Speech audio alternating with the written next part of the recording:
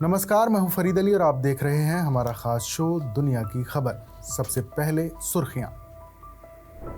गजा में food supply को तैयार हुए इजरायली पीएम नेतन्याहू 2 महीने से रुकी हुई थी सप्लाई। फूड सप्लाई खोलने के फैसले पर इजरायली सरकार में मतभेद।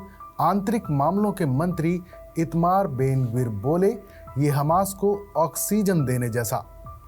पुर्तगाल में भारतीय दूतावास के बाहर पाकिस्तानियों का हंगामा। जवाब में एम्बेसी ने लगाया ऑपरेशन सिंदूर का बैनर। लिखा, ये अभी खत्म नहीं हुआ।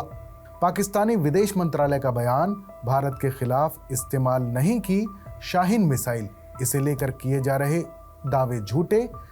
परमाणु हथियार ले जाने में सक्षम है ये मिसाइल। बांग्लादेशी एक्ट्रेस नुसरत फारिया गिरफ्तार। छात्र की हत्या की कोशिश के आरोप में जारी हुआ था वारंट। थाईलैंड रवाना होने वाली थी एक्ट्रेस। एशिया में तेजी से फैल रहा कोरोना का JN1 वेरिएंट। सिंगापुर में सामने आए 14,000 नए मामले। चीन, हांगकांग, थाईलैंड अलर्ट पर। पूर्व अमेरिकी राष्ट्रपति जो बाइडेन को हुआ प्रोस्टेट कैंसर। हड्डियों तक फैली बीमारी, 2 दिन पहले हुआ खुलासा। 2023 में करा चुके हैं स्किन कैंसर का इलाज। और अब आज की खास खबर। 2 महीने तक खाने पीने के सामान की सप्लाई बंद रहने के बाद आखिरकार गजा के लोगों के लिए एक राहत की खबर आई है। इजराइल ने फिलहाल गजा में खाद्य सामग्री यानी फूड सप्लाई की इजाज़त दे दी है। 2 मार्च से इजराइल ने गजा में खाने पीने की चीज़ों के आने पर रोक लगा दी थी। इजराइल की तरफ से गजा में लगातार हमले जारी हैं। दावा किया जा रहा है कि ये हमले हमास के ठिकानों पर किए जा रहे हैं। इस बीच इजराइल ने गजा को लेकर ये बड़ा कदम उठाया है। इजराइल की तरफ से ऐलान किया गया है कि वो तकरीबन 2 महीने की नाकाबंदी के बाद गजा में सीमित मात्रा में मानवीय सहायता की इजाज़त देगा। खाद्य सुरक्षा को लेकर दुनिया भर के विशेषज्ञों की तरफ से अकाल की चेतावनी दिए जाने के कुछ दिन बाद ही इजराइल ने ये फैसला लिया है। टाइम्स ऑफ इजराइल की एक रिपोर्ट के मुताबिक इजराइल की वॉर कैबिनेट ने अपने मिलिट्री अफसरों की सलाह पर रविवार को ये फैसला किया है। हालांकि इसे लेकर कैबिनेट में वोटिंग नहीं कराई गई क्योंकि कई मंत्री इस फैसले के खिलाफ थे। इजराइल के आंतरिक सुरक्षा मंत्री इतमार बेन ग्विर और दूसरे दक्षिणपंथी नेताओं ने इस फैसले की आलोचना की है। उन्होंने कहा कि ये हमास को ऑक्सीजन देने जैसा है। इससे पहले हमास को खत्म किया जाना जरूरी है। पिछले 2.5 महीने के दौरान गजा में UN और बाकी एजेंसियों के खाद्य भंडार यानी फूड स्टोर्स पूरी तरह से खत्म हो गए हैं। खाने पीने के सामानों की कमी के चलते गजा में भूखमरी का खतरा बढ़ गया है। इसी वजह से इजराइल पर अमेरिका समेत कई देशों का दबाव बढ़ रहा था, जिसके बाद पीएम बेंजामिन नेतन्याहू ने गजा पट्टी में जरूरी मदद फिर से शुरू करने का आदेश दिया है।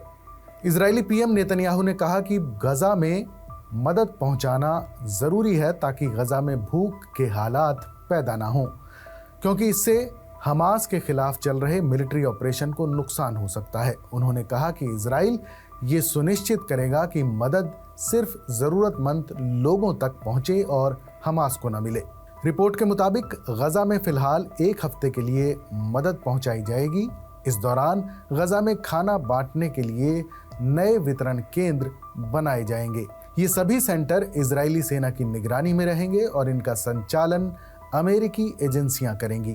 नए सिस्टम के तहत गजा के लोगों को गजा ह्यूमैनिटेरियन फाउंडेशन यानी GHF के जरिए मदद मुहैया कराई जाएगी।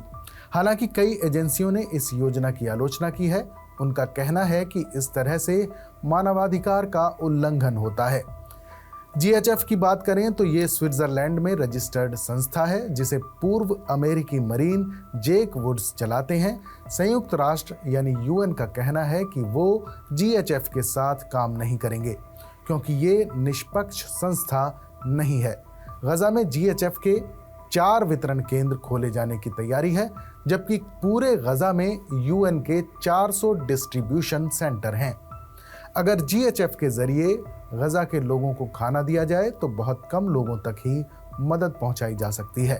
इस बीच इजराइल के हमलों में एक हफ्ते में तकरीबन 464 फिलिस्तीनी मारे जा चुके हैं।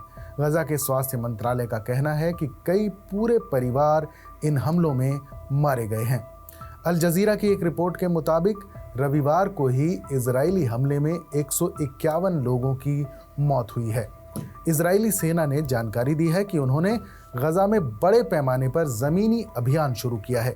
इसके तहत उन्होंने पिछले हफ्ते 670 से ज्यादा हमास के ठिकानों पर हमला किया है। इस दौरान हमले में मारे गए लोगों और उनके परिवार की कई दर्दनाक तस्वीरें सामने आई हैं।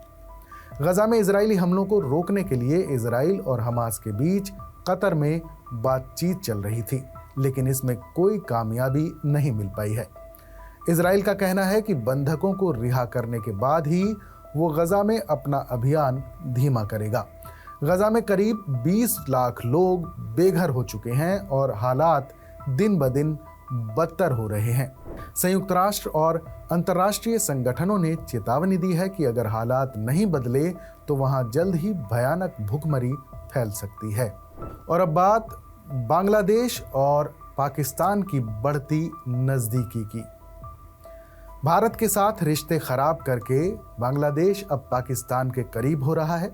खबर है कि पाकिस्तान की साजिशों से अनजान बांग्लादेश एक बड़ी गलती करने जा रहा है।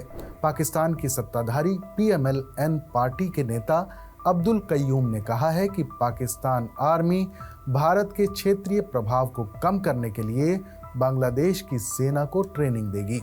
पाकिस्तानी नेता के इस बयान से ये साफ हो गया है कि पाकिस्तान बांग्लादेश के मिलिट्री ढांचे और सुरक्षा में घुसने की प्लानिंग कर चुका है। कई जानकारों का कहना है कि पाकिस्तान इस बहाने बांग्लादेश से खुफिया जानकारी भी जुटाएगा, जिसे वो 1971 का बदला लेने के लिए भी इस्तेमाल कर सकता है। वहीं पाकिस्तान सेना का बांग्लादेश में मौजूदगी बढ़ाना भारत के लिए अच्छे संकेत नहीं है। क्षेत्र में हो रहे बदलाव को देखते हुए एक लंबे समय के बाद पाकिस्तान और बांग्लादेश के बीच रिश्तों में नरमी आई है, जिसका फायदा पाकिस्तान उठाना चाहता है। PMLN के सीनियर नेता और पूर्व सीनेटर रहे retired lieutenant general Abdul Qayyum ने दोनों देशों के बीच एक संघ बनाने का प्रस्ताव रखा है। बांग्लादेश के एक मीडिया आउटलेट को दिए गए इंटरव्यू में उन्होंने कहा कि दोनों देश चाहे तो एक संवैधानिक संघ बना सकते हैं और अपने लोगों को आर्थिक रूप से मजबूत बनाने के लिए मिलकर काम कर सकते हैं। पाकिस्तान के नेता बांग्लादेश को तरह तरह का लालच देने में लगे हैं। शेख हसीना के 15 सालों के शासन में भारत और पाकिस्तान के रिश्ते मजबूत हुए थे और पाकिस्तान को इलाके से दूर रखा गया था। अब यूनुस की सरकार में ये माहौल बदल रहा है। जनरल कय्यूम ने कहा कि पाकिस्तान बांग्लादेशी आर्म्ड फोर्सेस को पूरी मिलिट्री ट्रेनिंग और मदद दे सकता है।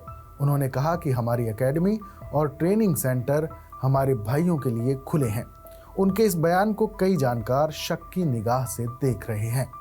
कयास लगाए जा रहे हैं कि पाकिस्तान इस बहाने बांग्लादेश की सेना की कमजोरियां जान सकता है। उधर बांग्लादेश के मुख्य सलाहकार मोहम्मद यूनुस का ज्यादा चालाक बनना खुद उन पर ही भारी पड़ रहा है। पहले यूनुस ने आते ही चीन और पाकिस्तान से रिश्ते गहरे करने शुरू किए। साथ ही उन पर यह भी आरोप है कि उनके पीछे अमेरिका का हाथ है। ऐसा लगता है कि यूनुस इन तीनों देशों के साथ रिश्ते बनाकर बांग्लादेश पर हमेशा के लिए काबिज होने के ख्वाब देख रहे हैं। लेकिन अब बांग्लादेश की सेना ने एक ऐसा फैसला किया है जिसके बाद यूनुस के हाथ से देश का कंट्रोल ढीला हो जाएगा। यूनुस ने लंबे समय तक चुनाव कराने का ऐलान नहीं किया और किया भी तो उसकी तारीख अभी तक तय नहीं की गई है। ऐसे में यूनुस को सेना के अलावा शायद ही कोई और रोक सकता है। रविवार को बांग्लादेश के इंटर सर्विसेज पब्लिक रिलेशंस यानी ISPR ने कहा कि ऐसी कोई भी कार्रवाई जो परेशानी की वजह बने, जनहित के खिलाफ हो या आर्म्ड फोर्सेस की छवि को नुकसान पहुंचाए, स्वीकार नहीं की जा सकती। बांग्लादेश में बिगड़ी कानून व्यवस्था को देखते हुए वहां की सेना ने देश का कंट्रोल अपने हाथों में लेने का फैसला किया है, जो फिलहाल यूनुस के लिए अच्छा संकेत नहीं है। बांग्लादेशी मिलिट्री अफसरों के अमेरिकी सुरक्षा प्रतिष्ठान के साथ रिश्ते लगातार मजबूत हो रहे हैं। मई के दूसरे हफ्ते में सेना प्रमुख जनरल वकार उज़्ज़मा अमेरिका की 5 दिन की यात्रा पर गए थे, जहां उन्होंने अमेरिकी अधिकारियों से मुलाकात की है। शेख हसीना के तख्ता पलट के बाद से बांग्लादेश की सत्ता यूनुस के हाथ में है, लेकिन अब सेना में कई बदलाव होते नजर आ रहे हैं, जिसके बाद यूनुस के लिए खतरा पैदा हो सकता है। हमारे इस खास शो पर अपनी राय हमें जरूर बताइएगा। बाकी देश और दुनिया की तमाम बड़ी खबरों के लिए देखते रहिए TV9 डिजिटल।